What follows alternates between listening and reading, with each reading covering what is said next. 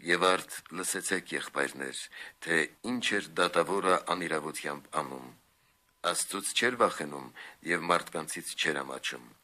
Քանի որ սրանք են, որ մեղավորին դարձի են բերում, այսինքն Աստծո հանդեպ երկյուղն ու ամոթը մարդկանցից, որովհետև Տիրոջ երկյուղով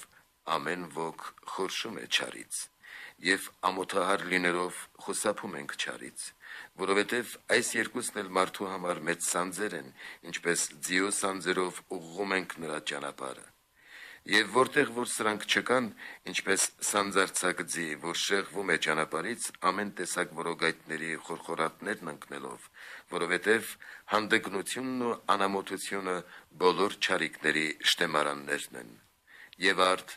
մենք պետք է երկնչենք Աստծուց և ամաչենք մարդկանցից, որովհետև ահավոր է ընկնել կենդանի Աստծո ձեռքը։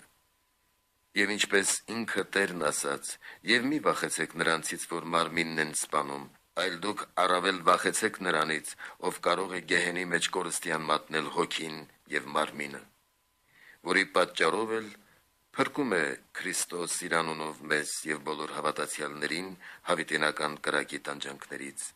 և իր ողորմությամբ արժանի է անում անճարելի ուրախությունների և անպատմելի ցնծության Քրիստոս Հիսուսի, մեր Տիրոջ հետ, որ օրհնյալ է Հոր և Սուրբ Հոգու հետ, հավիտյանս։ Ամեն»։